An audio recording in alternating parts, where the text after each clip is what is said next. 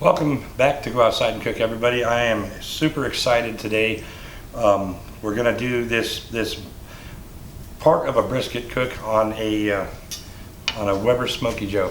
If you watched my last video, you'll notice that I had a viewer who piped in on my Texas brisket video and wanted to know if it was possible to do a portion of a brisket on a Smokey Joe, and I responded that it absolutely could be done, and I did a small video on how I would set that pit up. So once I got done setting the pit up and posted that video, I was kind of up in the air. I thought, I might like to try this myself. I've never actually done it. I just know that it can be done.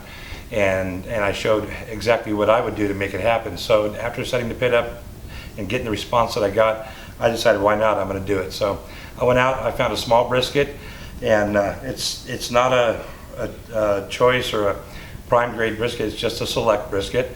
That's going to make it less painful when I butcher this thing, but it's also going to make the cook a lot harder because it's not going to be the quality meat. It's not going to have the fat running through it to give you a nice, super juicy, tender brisket.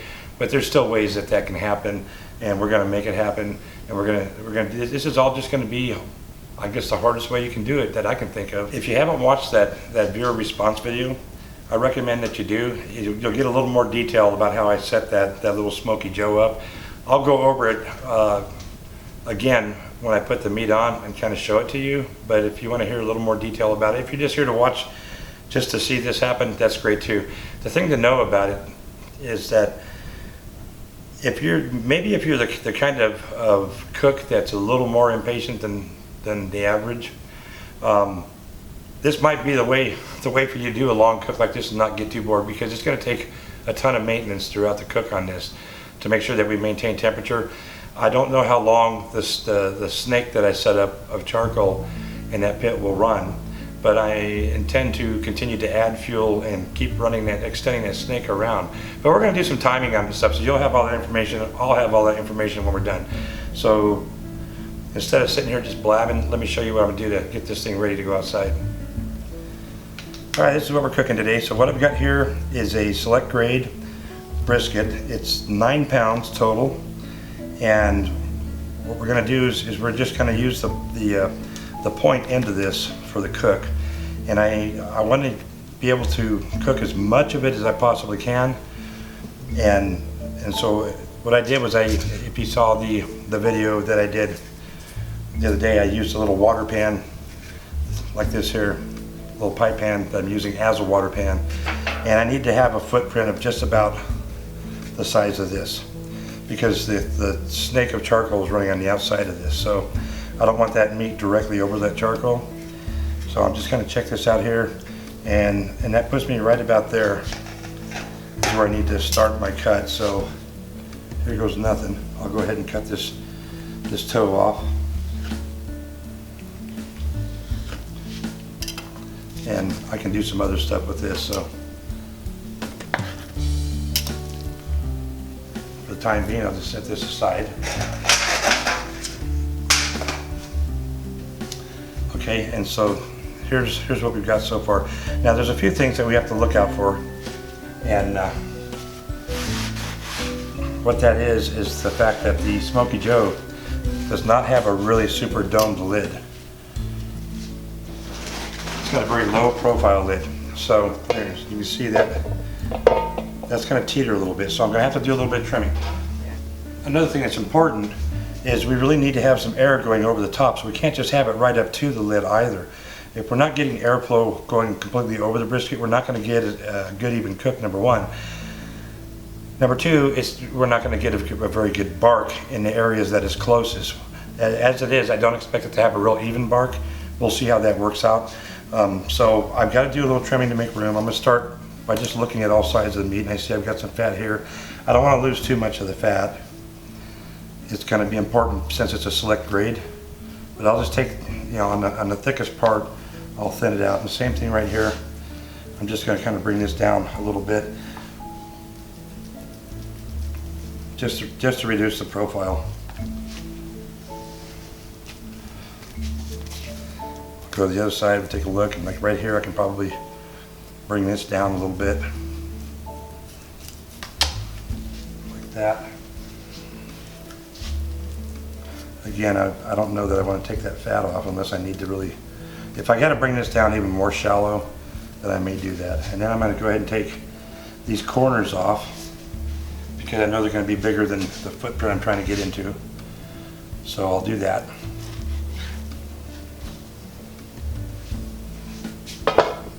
Okay, so we're sitting flat now, and I know that this is going to sit about a ½ inch lower than flush like this. So we probably are doing pretty good there. I kind of feel like, okay, I'm not going to weigh it, but I'm guessing we got about 5 pounds of brisket here.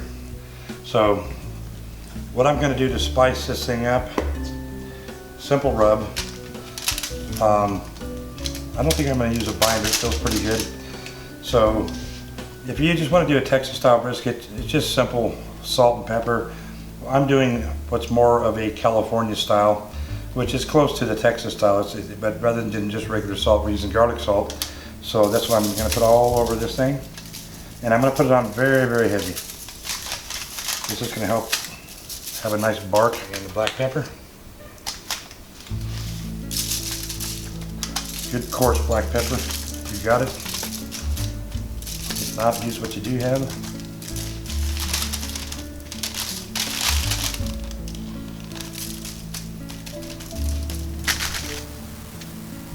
Here's what we got. So I put a little cake tin down in here. You could use a pie tin, but this has less of a lip on it, so it gives me more space out here to deal with the charcoal snake. I really stoked it up good with some wood chips. I want to have plenty of actual natural wood smoke in there to get a good smoke ring. And I put some water in the pan. That's going to help develop a good bark. So we're going to go ahead and put our starter coals in.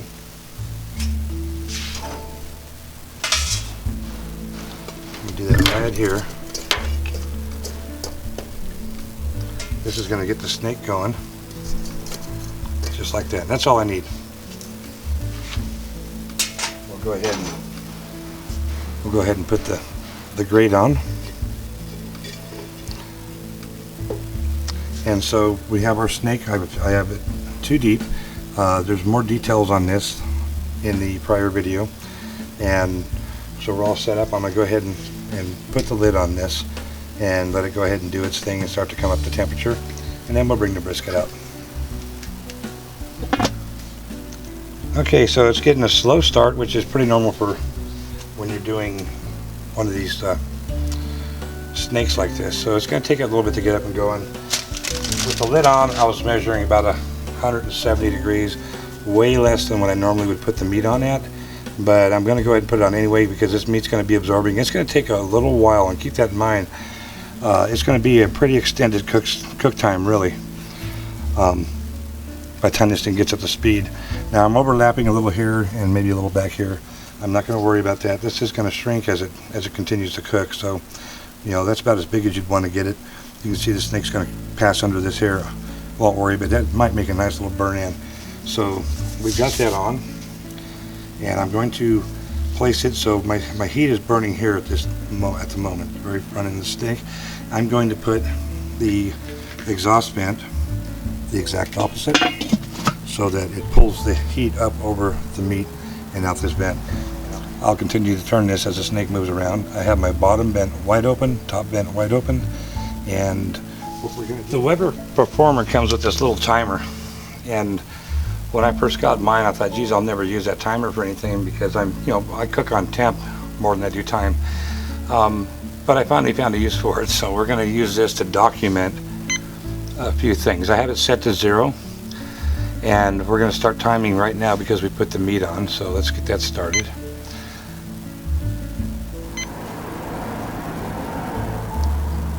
Okay, so first of all, I'm going to document how long it takes to get this brisket, because I know it's going to take longer, I think, even though it's a smaller piece of meat, but just in the nature of the pit, I'm guessing it's going to take longer than the norm. I could be wrong about that. The other thing is I want to get a good idea of how long that entire snake runs, so I know one entire snake around the Smokey Joe in 2 layers. I'll know exactly what kind of temp that rides at and exactly how much time that gives us. So So we'll continue to keep an eye on this, and that'll just give us a little additional data for anybody who wants to try to cook a brisket on a Smokey Joe. We're at 1 hour and 33 minutes, and we're cruising pretty good. But I tell you, something's kind of funky. Something I didn't expect. But right down in here, the coals are burning on the underneath side, and they're working their way up. It's really slow. So this is where we started, and I'm getting good heat as it runs around this way. But you'll see the coals on top. They're not even white yet on the very top of the coals. They are lit on the bottom. So looks like we're about, the fire's worked its way maybe a quarter way up the snake, but there's still a lot of fuel behind. So I'm expecting to see a temperature that just continually rises, which is good because this meat's going to need to absorb it. And you can see I'm not getting a lot of the smoke over the top like I would like to see. But we still got a long way to go. At an hour and a half, there's a lot of cooking to do. So I've got the vent directly across, and we'll just keep going. We'll check back in here another hour, hour and a half.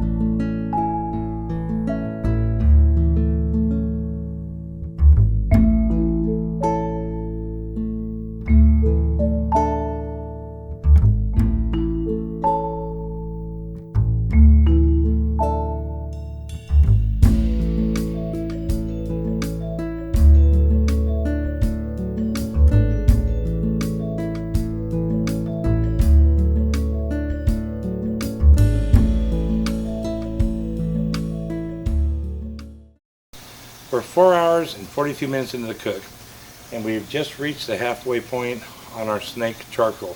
Now, it hasn't run the way I expected it to, and I'm fine with that because it's actually doing better than what I expected it to. So I'm happy with it. I've had to go and push the coals down a little bit. Now, there's a few things I didn't take into consideration when I was calculating this whole thing out. And so I think it's going to be beneficial for me to tell you about it. I would love to open the lid up right now and show it to you, but I'm not going to do that because this is going to be a successful cook when I'm done, and I'm not going to jeopardize that. So there's been a few things that I missed along the way, and I want to go over those with you to make sure you understand them. So first of all, I didn't get the burn on the snake the way I intended that it would do, that I thought it would. So instead, if you remember, if you looked at the video where I set the pit up, we did a complete snake, just one layer snake all the way around, standing the charcoal up, and then we put a second layer that was standing directly on top of it, and then we put our pie pan in the center. And so when we got that lit, what happened was there was a lot more air available to the coals on the bottom than there were on the top. So the bottom coals were advancing faster in the burn than the top coals were. But that actually worked out to our benefit, and I'll tell you why.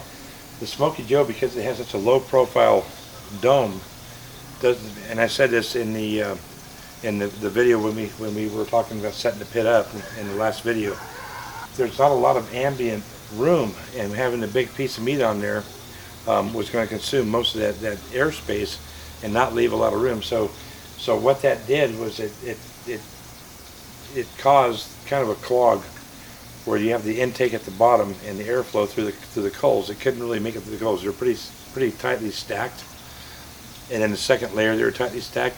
But it slowed the burn down, and it allowed the bottom coals to advance further, while the top coals were just barely getting started.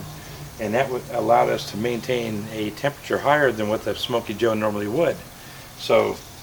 And that's what we needed. So we were running around 275, 285 degrees because of that. And then the meat taking up the ambient room on top slowed the exhaust down, even with the vents wide open. to a point that allowed it to maintain that temperature and not get out of control. So because, I hope that all makes sense to you. Because of that, we haven't, we're probably right around halfway through the burn on this snake. You know, maintaining temperatures around you know, between 265 and 280. And let's see, looking at the little Weber timer here, 4 hours and 45 minutes into this, almost 5 hours, we're at the halfway point. So, you know, do the math. Okay, it's 5 pounds of brisket. Now, here's the other part that really, here's the other part that I really wish I had thought about, because I know better, and when it started happening, I was like, oh crap. But anyway, when we were trimming the brisket, and I was talking about the dome not having a lot of room, and we trimmed it down because we didn't want it sitting on the lid, I didn't take into consideration, you know, the whole process of when meat cooks. And this is stuff I've talked about in prior videos going back, way back. So if you've been following me for a while, you're gonna shake your head and say, oh, Ori, maybe I wouldn't have thought of that, but at the same time, you should have known better. So here's the thing. Inside of a brisket, you've got all the components of meat to the extreme. So you have, of course, your meat, which is your muscle fiber, and you have the fat, and then you have the collagen. And in a brisket, the collagen bands are relatively thick. And so the way this works is when the meat gets up between 130 and 135 degrees, the fat, even in the centermost part of the meat, starts to dissolve. And when it dissolves, just like everything, it heats up, it expands. Okay? So what happened is the collagen, which is the tougher stuff, it starts to shrink. So it's pulling the roast inward while the fat's expanding, and it's creating height. And I literally was watching the lid of this little Smokey Joe slowly raise up, and it created a big air gap all the way around. And so when you have a big air gap, now you're not containing your heat, you're not controlling your airflow, it's starting to run away from you, and that's what happens. So when you saw the video of me bringing this foil out, what I did was I took a long piece of foil that I knew would more than you know, run the complete diameter of this thing, and I folded it over several times and made a band, and I closed that up and tightened it up, and so that way I can maintain the airflow between the intake vent in the bottom and the outtake vent on the top. And unfortunately, the roast is touching the top of the dome, but it's going to shrink down as the collagen starts to render. So at this point, we're right around the halfway point of the cook. It's in a stall, so we're at 168 degrees. We're going to go ahead and let this keep pushing through. I'm not going to pull the lid up on it. I'm just going to let it run, and I'm thinking probably in about 30 to 40 minutes, I'll probably open it up and take a look. I'll bring you back then. We'll see what we got.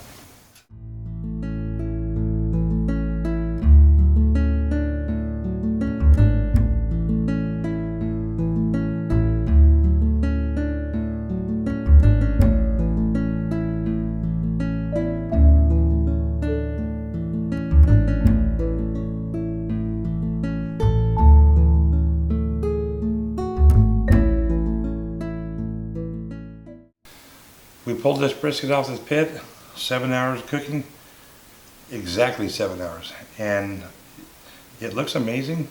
We're going to see what it looks like inside though. The outside, the crust and stuff looks really good. I got a lot of thickness on the fat cap that I left on there. I would normally have trimmed that down if I was doing a regular cook, but I left it on, and I think it's done a good job protecting the meat. We're going to remove it before we slice into this, but I'll tell you, this was actually a very educational experience. Okay, that little Smokey Joe, you know, it was 7 hours of cooking this roast, and then it was 50 minutes of resting it. So it's been resting for almost an hour. That dude out there is still cooking. It's ready to cook some more stuff. It just it's still going. I added, I think, an additional 8 pieces of charcoal in toward the end. It turns out that wasn't even necessary, but it's just still blowing and going out there. So who would ever thought that a Smokey Joe could have cooked, you know, I'm going to say easily 8 hours. You know, this thing's probably going to go to 9 hours before it starts to peter out. But anyway, having said that, let's take a look at what our brisket came out to be.